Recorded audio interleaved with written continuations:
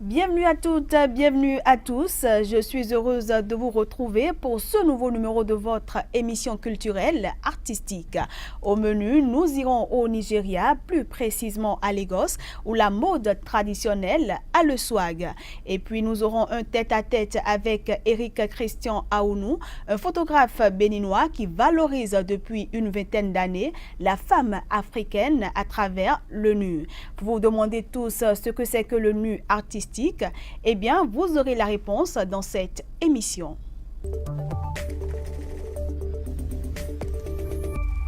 Au Nigeria, plus précisément à Lagos, la mode traditionnelle a le swag. Dans la capitale, depuis quelques années, on porte le trud, le vêtement traditionnel au bureau, au mariage, en rendez-vous d'affaires et surtout dans les clips de musique et en boîte de nuit. Voici le reportage. Dans les rues de Lagos, au Nigeria, il n'est pas rare de voir des hommes habillés en tenue traditionnelle. Amples et légères, ces tuniques sont au contraire devenues la nouvelle tendance. Omobolaji est tailleur, il s'est spécialisé dans la confection de ses habits. Son carnet de commandes ne désemplit pas. Quand vous sortez le lundi matin et que vous mettez une tenue traditionnelle, ça veut dire que vous êtes un entrepreneur. D'habitude, vous vous réveillez, cravate, chemise, tout le monde se précipite. Mais quand vous avez un rendez-vous, vous avez envie de dire aux gens « Ok, je suis africain, je viens de Lagos au Nigeria, voici mon style ». Chanteur à la mode, homme d'affaires et jeunesse branchée, tous ont adopté ces tenues inspirées des costumes traditionnels du Nigeria. Une tendance unique en Afrique où bien souvent la mode occidentale s'impose aux hommes. J'aime avoir un look différent et je m'habille souvent en traditionnel pour travailler du lundi au vendredi. Je trouve cela très confortable et très à la mode. Les gens les aiment simples, sans trop de broderie ou d'imprimés voyants, des choses faciles à porter. Une mode qui s'invite aussi sur les podiums des défilés de Lagos, capitale de la mode africaine. Nelly Wanji a ouvert un magasin de mode africaine à Paris. C'est désormais ici qu'elle vient dénicher les nouvelles tendances. Les femmes sont très internationales dans leur silhouette, avec des robes que toutes les Parisiennes pourraient porter. Mais les hommes en particulier, ils ont une tenue qui est très locale et que je trouve très intéressante à ramener à Paris. Avec plus de 500 ethnies, le Nigeria regorge de traditions vestimentaires. Une source intarissable d'inspiration pour les stylistes pour partir à l'assaut de la mode masculine internationale. Notre invité est déjà dans ce studio. On le retrouve dans une poignée de secondes.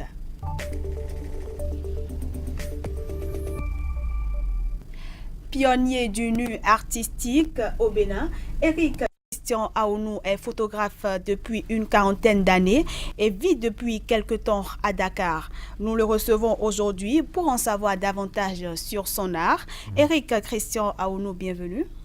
Bonsoir madame. Et merci d'avoir bien voulu répondre à nos questions. Je vous en prie. Alors, comme je le disais, vous êtes un photographe béninois qui valorise depuis une vingtaine d'années la femme africaine à travers le nu. Comment est née cette histoire d'amour entre la photographie et vous? J'ai commencé à toucher à un appareil photo à l'âge de 11 ans. J'ai évolué avec. Chemin faisant, j'ai dû choisir quoi faire comme métier.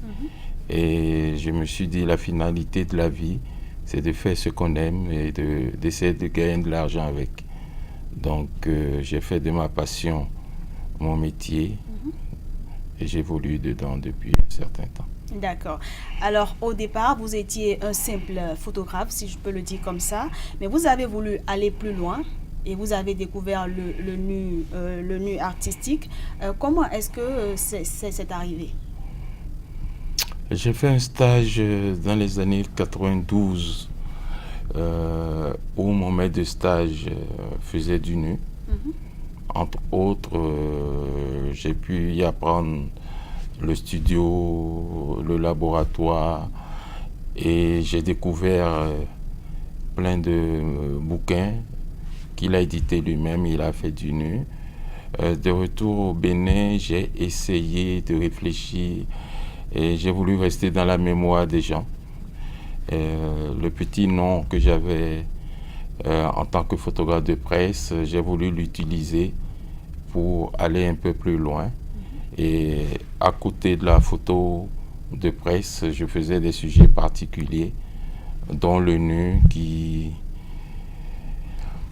est un thème qui, par rapport à notre culture, peut paraître choquant.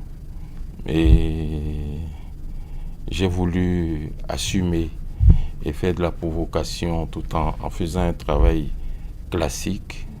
Voilà.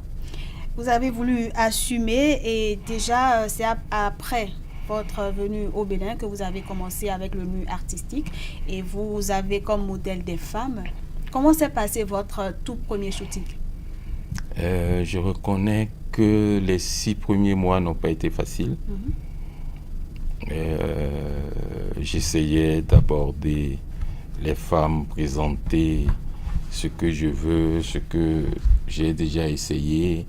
Ce n'était pas facile parce que l'interprétation était plutôt du côté sexuel Bien que sûr. du côté de l'art. Et j'ai eu l'opportunité qu'une chaîne béninoise fasse un travail sur moi qu'on appelait face cachée, donc 53 minutes sur moi, et en tant que photographe de presse et en tant que photographe de nu. Et je crois que c'est la partie où les gens ont remarqué que j'ai shooté, que j'ai développé moi-même, qui a plus fait baisser un certain nombre de barrières en fait. Et aujourd'hui, c'est plus facile parce qu'après 20 ans, il n'y a pas eu de scandale autour de mon nom encore. Alors, je constate que vos modèles ne sont pas forcément des mannequins. Non, j'ai pas de mannequin parmi mes modèles. C'est des femmes de tous les jours, toutes catégories confondues. Des gens qui veulent parfois s'essayer pour assumer et voir leur corps, parce qu'il y a un shooting que j'appelle thérapeutique, parce que il y a des femmes qui disent je m'aime pas, j'aime pas mon corps. Donc j'essaie d'une certaine manière de faire des photos, d'utiliser la lumière sur ces corps-là pour leur montrer que c'est plus dans leur tête. Parce qu'après une séance, il y a des femmes qui peuvent ne pas se reconnaître sur les photos. Bien sûr, oui. Donc il y a ça. Il y a les femmes qui se disent j'ai un beau corps, pourquoi pas, et qui peuvent même prendre contact au lieu que ce ne soit moi qui aille vers elles. Elles viennent plutôt vers vous. Elles viennent plutôt vers moi. Donc on rencontre un peu beaucoup de complexité dedans, mais les modèles existent. Et depuis qu'il y a les téléphones Android, ça multiplie, c'est plus facile. Alors, comment est-ce que les gens perçoivent vos photos, puisque nous sommes en Afrique et on dit souvent que le corps de la femme est sacré? Alors, comment est-ce que les gens perçoivent vos photos et comment est-ce que vous réagissez? Pour être honnête, je suis plus sensible à ce que les femmes disent de mes photos. Beaucoup plus sensible. Et il se fait que justement à ce niveau, j'ai pas eu vraiment, pour être honnête, je me jette pas de fleurs, j'ai pas eu vraiment de critiques qui aillent dans la négation. Mais pourquoi est-ce que c'est beaucoup plus que les femmes disent qui vous rendent sensible? Je peux ne pas prendre vraiment au sérieux ce que les hommes disent parce que waouh, c'est beau, ah, c'est qui? Bon, ça c'est généralement. Mais les femmes peuvent être plus critiques. Et donc, je fais plus attention à ce qu'elles disent parce que c'est important pour que je continue de faire des photos. Leur avis compte beaucoup pour vous, mais on voit également que vous ne montrez pas les visages de vos modèles. Pourquoi est-ce que vous cachez leur visage? Si on doit encaisser des coups, je préfère être seul à encaisser les coups. Nous sommes dans un milieu culturel où pas oisiveté. Les gens peuvent dire beaucoup de choses. Des gens racontent plein de bêtises alors que nous sommes dans un pays où quand vous allez au marché, les vendeuses de poissons ont toujours la poitrine non couverte. Quand on va vers le Vaudou, les gens ont toujours la poitrine non couverte. Mais pourquoi est-ce que quand c'est une séance de photos, on commence à se plaindre par rapport à ça? Peut-être parce que vous l'exposez à la face du monde. Je l'expose à la face du monde, mais vous allez au marché, c'est exposé à la femme du monde aussi. Hein? C'est pas autrement caché. Et je viens d'un pays aujourd'hui où... Le Sénégal? Le Sénégal, où en dehors de la période du Ramadan, les femmes ne sont pas autrement habillées. Mais rassurez-vous, sur mes photos, il y a plus de Béninoises que de Sénégalaises. Ça nous rassure. Et que répondez-vous à ceux qui pensent que le nu artistique est de la pornographie? Moi, je fais de l'érotisme. Donc, c'est de la suggestion. C'est vrai que la frontière entre l'érotisme et la pornographie est très mince. Les gens peuvent fantasmer dans leur tête. On n'a pas encore vu sur mes photos les cuisses ouvertes. On n'a pas encore vu ce genre de trucs. Donc, les gens sont libres de penser ce que je fais. Vous savez, j'ai une femme qui est Peul. Peul de la Guinée. Ça signifie que c'est un milieu très conservateur. Tout le monde sait que je fais du nu. On savait que je faisais du nu avant d'épouser. Et ça ne la gêne pas? Ça ne la gêne pas, ça ne gêne pas sa famille. Ça ne gêne pas ma famille. Donc, en quelque sorte, c'est un métier comme un autre. Le nu, c'est un genre photographique. Pas que Eric Aouno a inventé. Mais quelle différence est-ce que vous faites entre la pornographie et l'érotisme? L'érotisme reste de la suggestion. Et c'est selon les peuples qu'on définit. On peut parler d'érotisme en parlant d'érotisme en Espagne, par exemple, parce que j'ai vu des photos où le thème était érotique. Le jour où j'expose ça au Bénin, je crois que si on ne m'enferme pas... Atteinte aux mœurs. En tout cas, mais les photos étaient jolies. Pourquoi est-ce que vos photos sont en blanc et noir? Je fais beaucoup de photos en blanc et noir parce que la peau africaine a beaucoup d'imperfections. Et je retouche très peu, ou pas du tout, mes photos parce que j'ai pas envie de faire rêver des femmes qui vont croire que... Elles sont encore parfaites. Oui, j'ai pas envie de faire ça.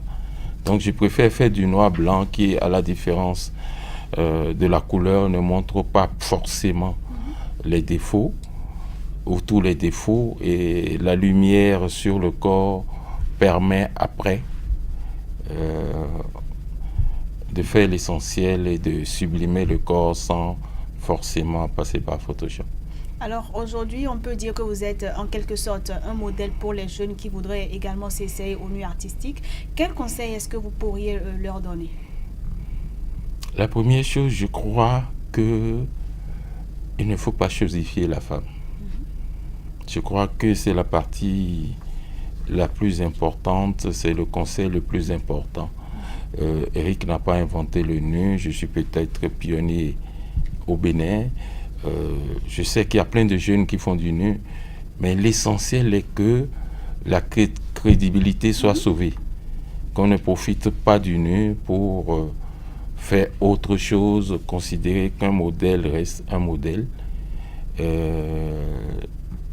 Il ne faut pas dévier. Il faut rester professionnel. Il faut rester professionnel, merci.